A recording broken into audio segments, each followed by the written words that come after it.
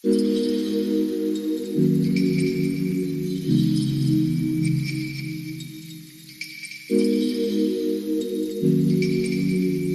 pertama, apa itu etika? Menurut para ahli, Suganda Purwakaca, etika adalah suatu ilmu yang memberikan arahan, acuan, serta pijakan kepada suatu tindakan manusia. Yang kedua, menurut Haji A. Mustafa, etika adalah ilmu yang menyelidiki terhadap suatu perilaku yang baik dan yang buruk dengan cara memperhatikan perbuatan manusia sejauh mana apa yang diketahui oleh akal pikiran manusia. Yang ketiga, menurut Ki Bertens, etika adalah nilai dan norma moral yang menjadi suatu acuan bagi umat manusia, baik secara individual maupun secara kelompok dalam mengatur semua tingkah lakunya. Jadi, dapat disimpulkan etika adalah serangkaian prinsip atau nilai moral yang dimiliki oleh seseorang. Yang kedua, dilema etika adalah situasi yang dihadapi oleh seseorang di mana ia harus membuat keputusan tentang perilaku seperti apa yang tepat untuk dilakukannya. Terdapat dua faktor utama yang memungkinkan menyebabkan seseorang berperilaku tidak etis. Yang pertama, standar etika yang dimiliki oleh orang tersebut berbeda dengan masyarakat pada umumnya.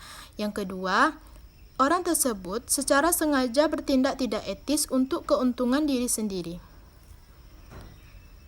Menyelesaikan dilema etika, 1. Memperoleh fakta yang relevan, 2. Mengidentifikasi isu etika berdasarkan fakta tersebut. Yang ketiga, menentukan siapa yang terkena pengaruh dari keluaran atau outcome dilema tersebut, dan bagaimana cara setiap pribadi atau kelompok itu dipengaruhi. Yang keempat, mengidentifikasi berbagai alternatif yang tersedia bagi pribadi yang harus menyelesaikan dilema tersebut. Yang kelima, mengidentifikasi konsekuensi yang mungkin terjadi pada setiap alternatif, dan yang terakhir, memutuskan tindakan apa yang tepat untuk dilakukan. Selanjutnya, kebutuhan khusus akan kode etik profesi.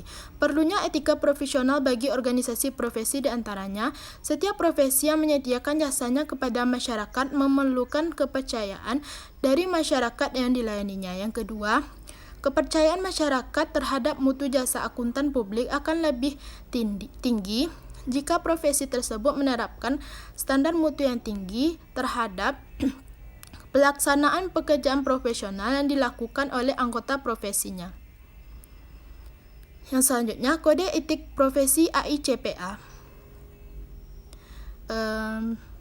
Standar umum perilaku yang ideal dan menjadi khusus tentang perilaku yang harus dilakukan terdiri dari 4 bagian, yaitu yang pertama, prinsip etika profesi, yang kedua, peraturan etika, yang ketiga, interpretasi atas peraturan etika, dan yang terakhir, kaidah etika. Selanjutnya, kode etik akuntan Indonesia. Etika profesional bagi praktik akuntan di Indonesia ditetapkan oleh Ikatan Akuntan Indonesia. Kode etik akuntan Indonesia mempunyai struktur seperti kode etik AICPA yang meliputi prinsip etika, aturan etika, dan interpretasi aturan etika yang diikuti dengan tanya jawab dalam kaitannya dengan interpretasi aturan etika. Prinsip etika akuntan atau kode etik akuntan meliputi: yang pertama, tanggung jawab profesi. Yang kedua, kepentingan publik.